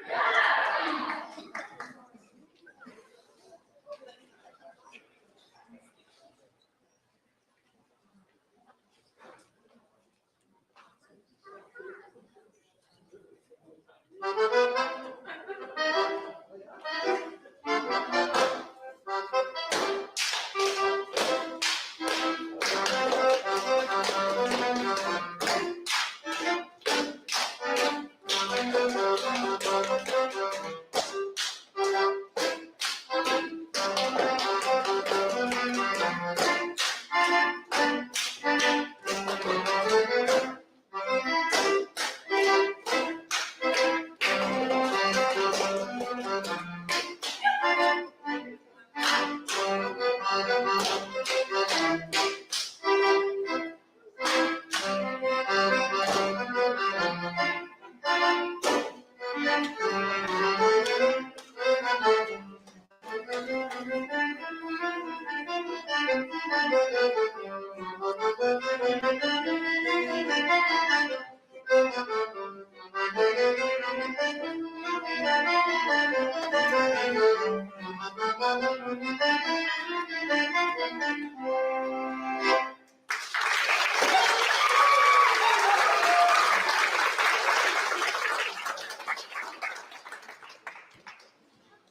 thank you for a wonderful dance. Although we missed the game, we have to be off. Come on, Heckle and Schneckle, your game. Oh!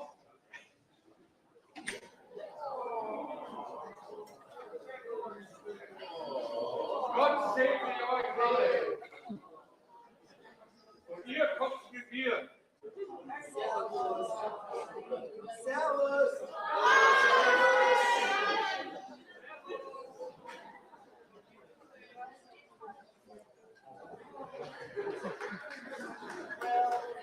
It's getting late. The snow is getting deep. I should probably walk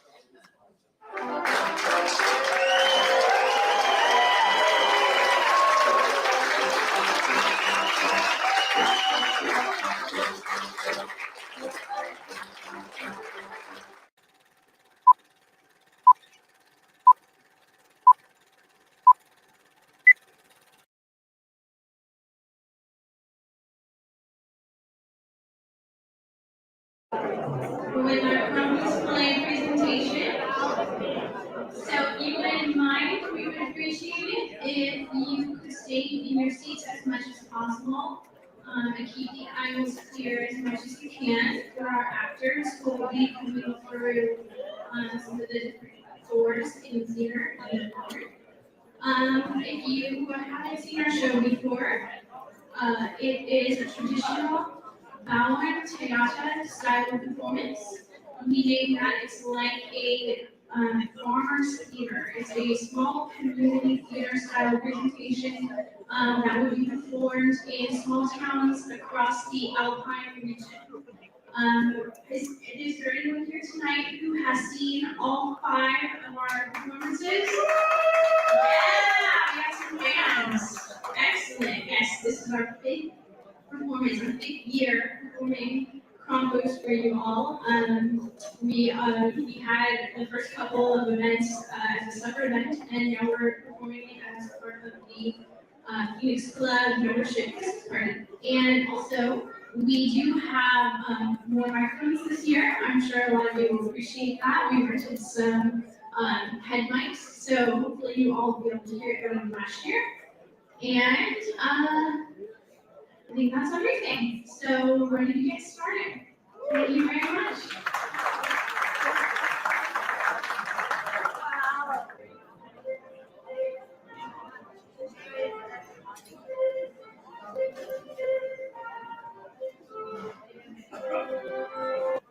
The season of Advent has become a small town of Mittelbahn situated along the Isar River in the Bavarian Alps. The year is 1888. The parish church dedicated to St. Peter and Paul has already been standing for over a century. The ancient town is surrounded by dense forests. Mittelbahn had become a center for the manufacture of fine violins and stringed instruments. Recently, violin making sold the young classes of the village. Well known to the local folk is the bustling traditional Christmas market set up in front of the church, which dominates the center of town with its tall steeple and colorful frescoes. Local villagers and folk from surrounding areas come together here for all kinds of live-house music performances. Even the local is the beginning of performance. In the guest house on the outskirts of town, where they hold their practices, is particularly busy today. So, Missy, would you like a cup of blue wine? No, thank you. I won't be staying long. I'm just here to gather the children while their parents practice the upcoming dance performance. That's so kind of you. How wonderful. I hear the children's choir is singing at the church this evening. I wish I could get away. So do I. But the bird's house has been so busy lately. I know. We have so many visitors from Kroon and Bonnell here to see the Advent concerts and Christmas marks. The shoe color should be here in any moment to practice. I hope so. It's getting exciting light, and it takes 20 minutes to walk there. Oh my goodness, yes, well at least the weather is clearer today, but do be careful. I hear that the ether is completely frozen over, and the footpaths are very icy. Oh my goodness, my gingerbread, I must get it out of the oven.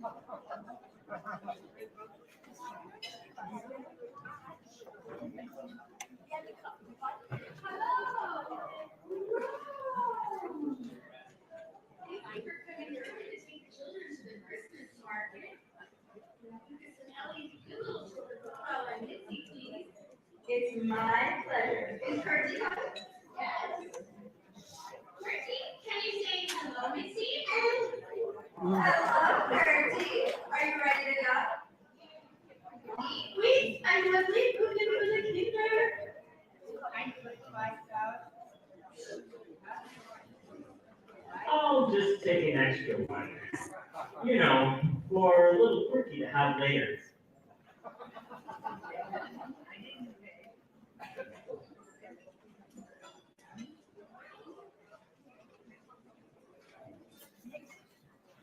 And so Mitzi and the children made their way to Miss Engelmark along the cold snow-covered path as the rest of the dancers arrived at the guest house.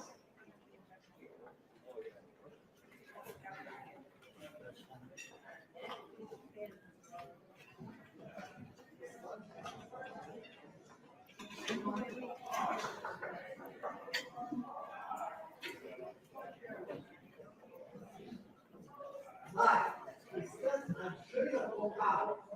What a nice trophy. Your hair. Didn't you hear about this? The musical shoots inside the one of the very title. The cutest thing, Irish Meister shop. Doesn't it look beautiful on the fireplace mantle?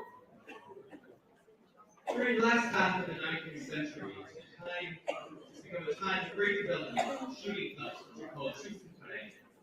Groups that began centuries ago as competitions in medieval archery competitions have become organized into sport shooting clubs, now using rifles. Similar to folk dancing groups like shooting clubs, shooting clubs have become very popular in areas of history. And every village has its own club. Larger cities and towns often have several shooting clubs and can become serious rivals with each other.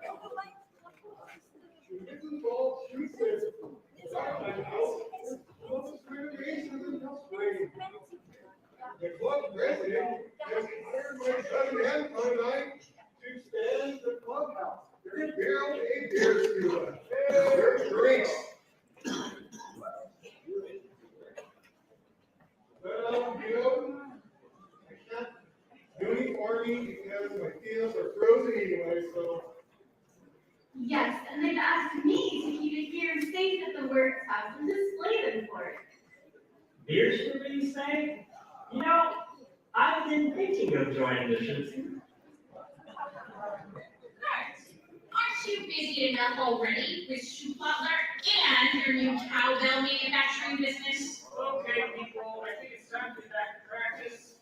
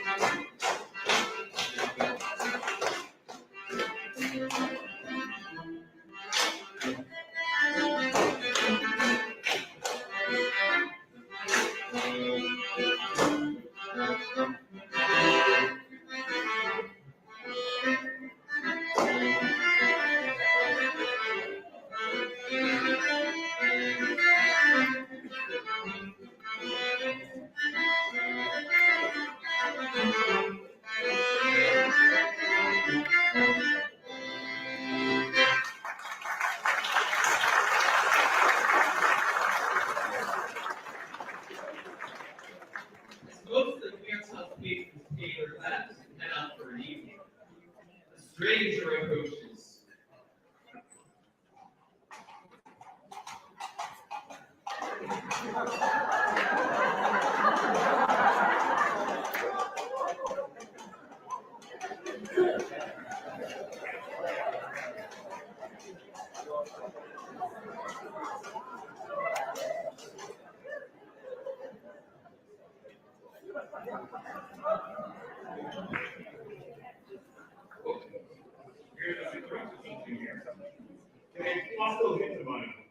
And I'm just ready to canoe. I require some water for my horses. There's swamp outside and frozen solid. I'll get some from my kitchen out back.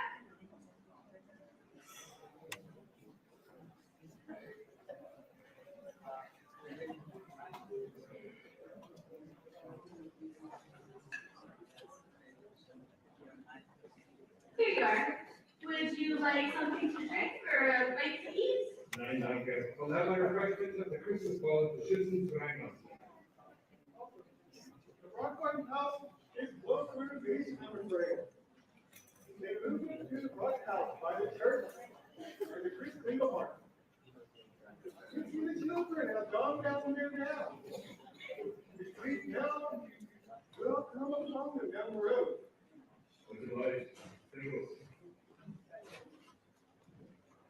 Can we get back to practice?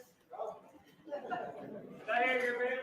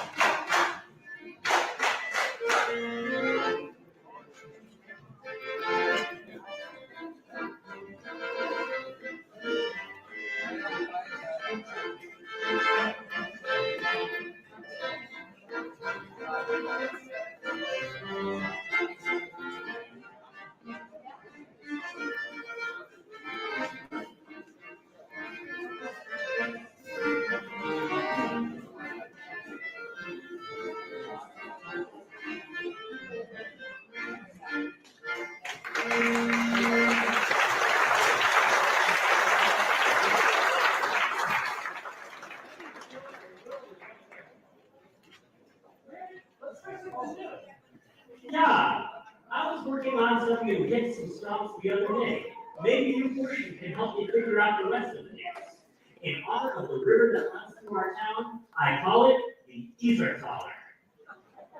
It was common in these times for Schuhplatte clubs to come up with their own regional dances, named after the localities that they lived in.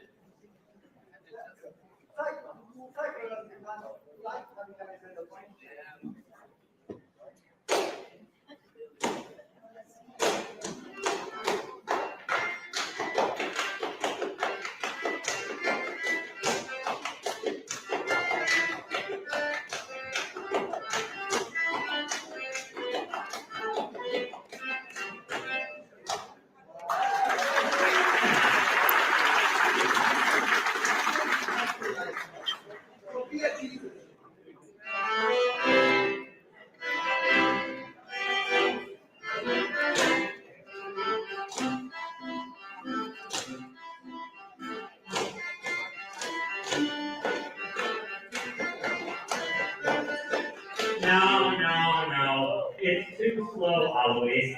Faster. Never.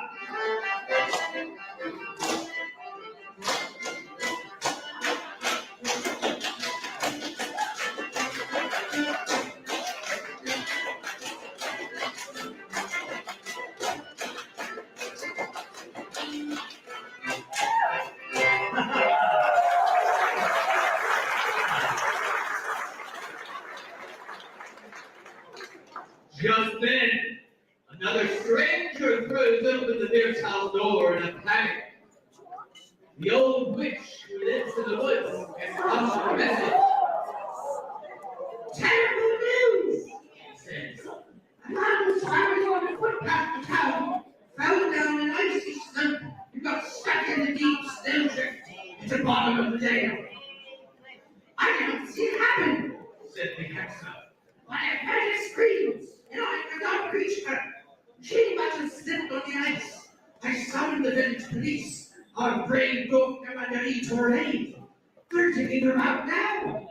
I also found them some very small footprints leading off the road towards the woods. Oh no, my babies! No! Our children are lost in the woods! Oh, nine. Boys took that car. Nobody took the floor. Yes, it sounds like the woman that the Hexes speaks of must have been missing. The sun is setting, there is no time to lose. That's it. Practice is over. Let's find the children.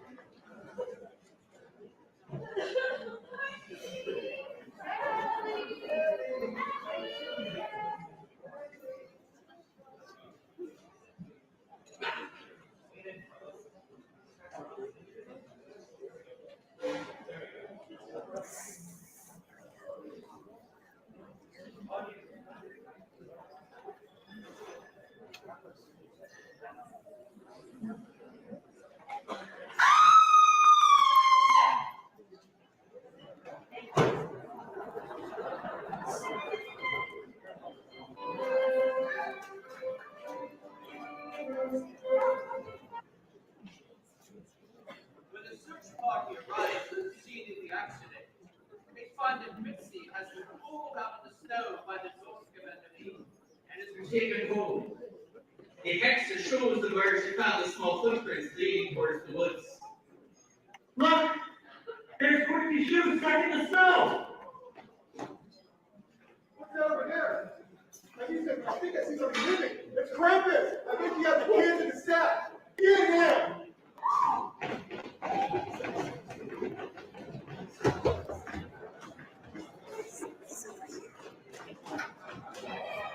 Arr!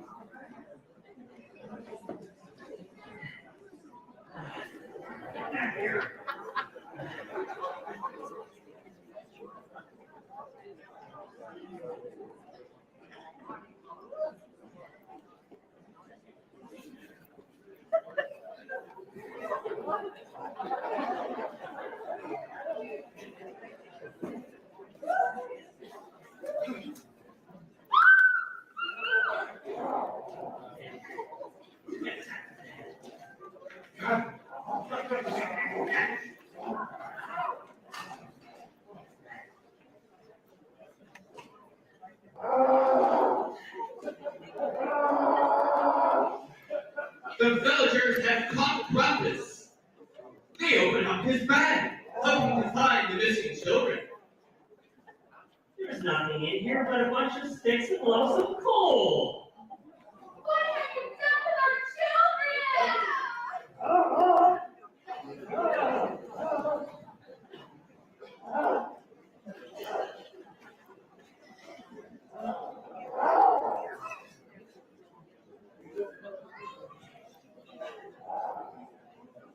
They certainly didn't want to leave the Alpine Christmas Eve at large in the forest while their children wandered nearby.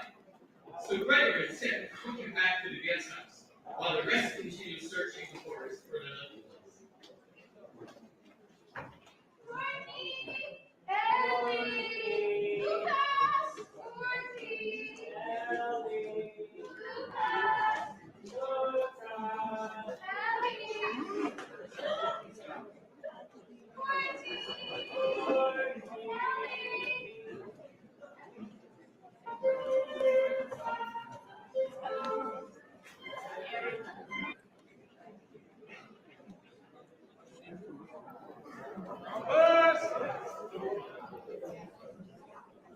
Krampus!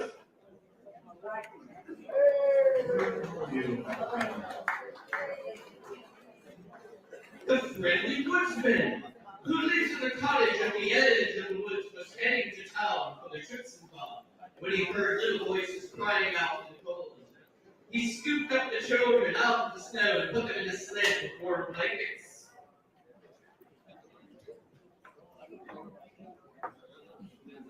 Krampus, where are you? Oh.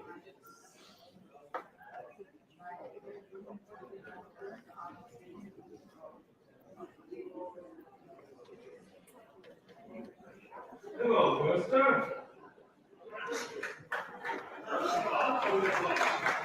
I was just looking for Krampus. It's almost time to go around for something to stop. And I can't seem to find him anywhere. And you know, I need him to punish the bad children while I give out gifts to good ones.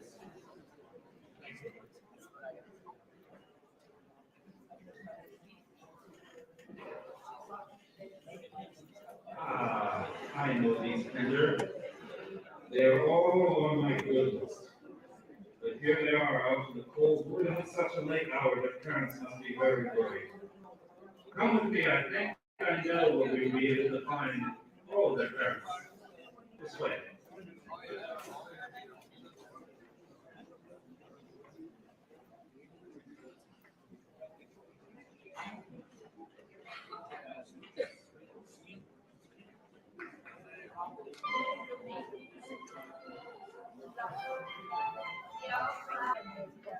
Back in the guest house, Seth and Gregor flying the frightened kite. They've locked Krampus in the cellar of the guest house for safekeeping when she doesn't know what happened. Yes, I'm sure it was Krampus that stole the Schützen trophy. I mean, well, he did look a little bit different than the Krampus you brought in. But, you know, it was really dark. I'm not sure. I mean, could be. Dorothy. Lucas.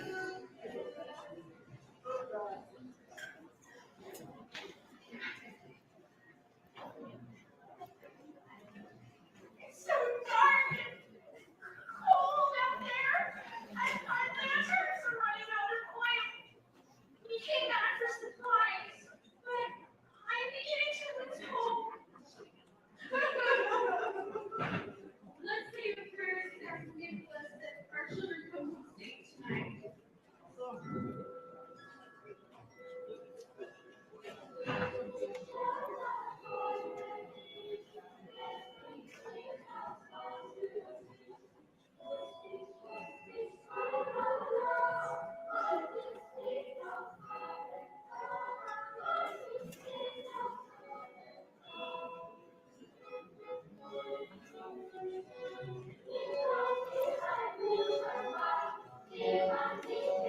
Lock, save the ahoy!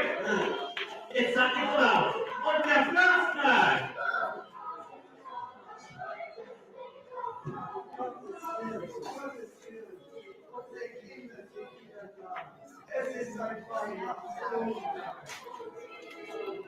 I was very happy to help out, but it is not me who deserves the gratitude. The first that found the children wandering in the woods near his cottage, and guided by a having the ice, up to me.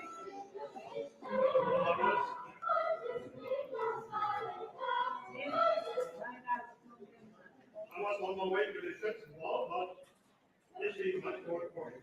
Oh, yes, quite. Indeed it was. Well, I do have a gift for you.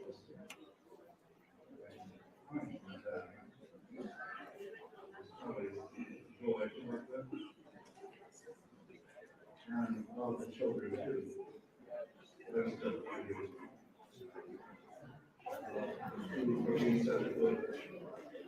Oh yes, there is more. Don't worry. That I'm going to do. And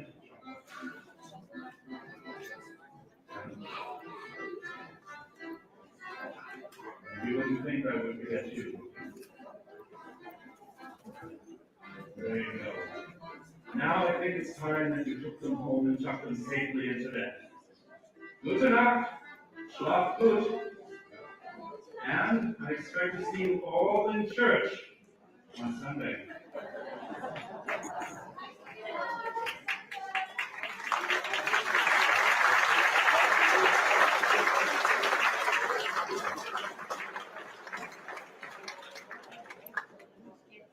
And so the children will return to their families, safe and sound.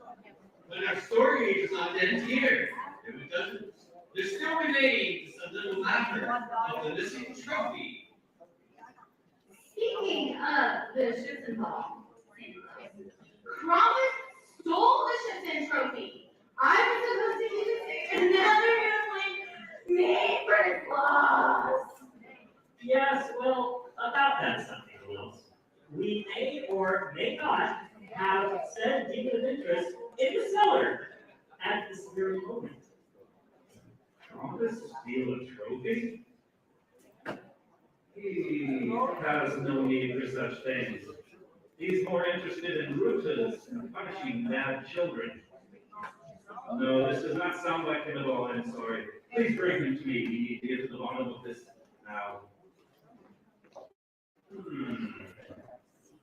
I wonder if that FBI Schütze from Bergen had anything.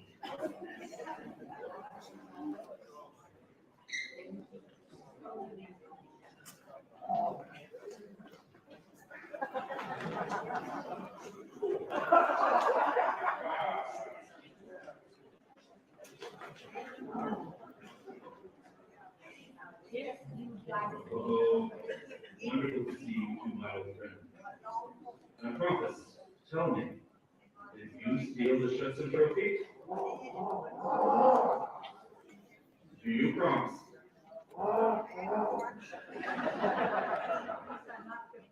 Do you have any idea who may have taken it? I see.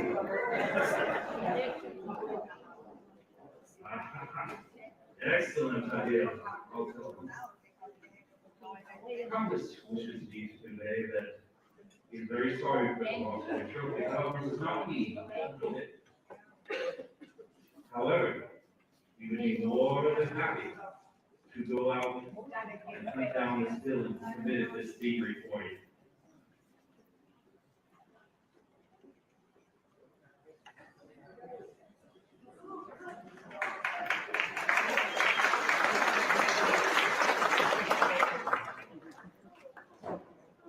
The townspeople were slightly doubtful, but on St. Nicholas's word, they agreed to let Krampus free to hunt out the real culprit, and hopefully return the Schütze trophy to the innocents.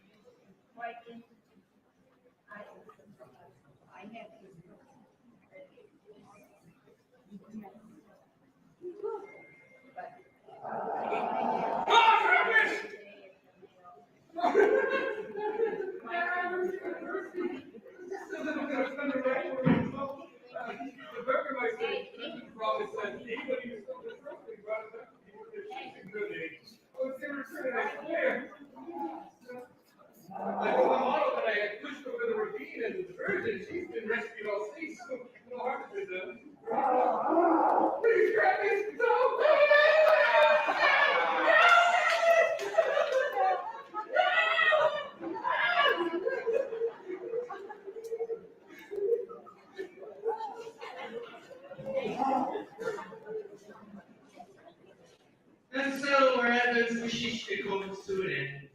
The children are safe with their parents. The Christmas trophy has been recovered. And for those who misbehave, Krampus will always find you.